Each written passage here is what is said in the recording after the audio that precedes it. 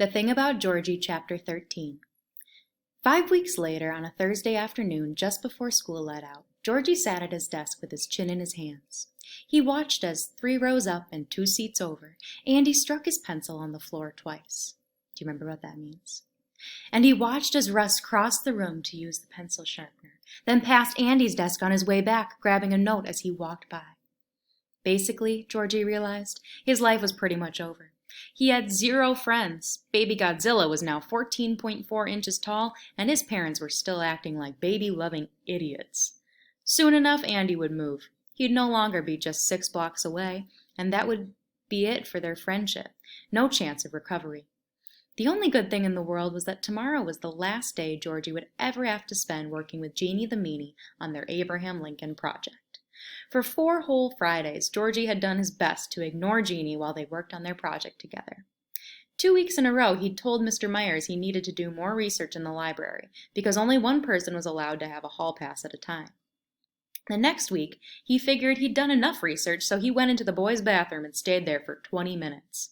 And the week after that, he told Mr. Myers he thought he had the flu, and stayed in the nurse's office until she told him his temperature was perfectly normal, and kicked him out. It wasn't like he hadn't been doing any work on the project. He had. Just not with Jeannie, and that was fine by him. Mr. Myers had given every pair of partners a piece of paper to fill out, which they had to turn in with their report. And it was supposed to guarantee that each person had done equal work. So far, Georgie and Jeannie's paper looked like this. I, Georgie Bishop, worked on the following parts of my project individually. 1. The Civil War. 2. The Emancipation Proclamation. 3. Abraham Lincoln's re-election. I, Jeanette Ann Wallace I, worked on the following parts of my project individually. 1. How when Abe Lincoln was a kid he lived in a log cabin. 2. How his mom died when he was very young. And 3. How he was not very good at owning grocery stores. We worked on the following parts of our project together. All blank. Georgie figured that tomorrow they'd work together and look up some stuff about the Gettysburg Address. Then they could fill in the last 3 blanks. He wasn't looking forward to it, but it had to be done. 3 minutes before the bell rang, Mr. Myers... What is that word? Mr. Myers cleared his throat. I want to remind you all, he said, that your president projects are due first thing tomorrow morning. And don't forget to sign off on everything you've worked on. Georgie raised his hand high. Yes, Georgie?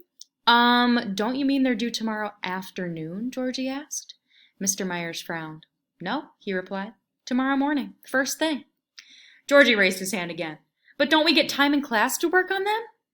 No, Mr. Myers said. But we're not done yet. Georgie, if you look at the handout I gave you when we started this project, you'll see that the due date is marked very clearly. If you haven't finished yet, I suggest you and your partner get together tonight to work on it. But tomorrow morning. No exceptions. Georgie was pretty sure he could see Andy laughing at him at the front of the room, but he had bigger things to worry about. Get together with Jeannie the Meanie after school? When the bell rang, Georgie turned around and shoved the piece of paper they had to sign under Jeannie's nose. Here, he said, sign this. I'll finish the report tonight and fill in all the blanks.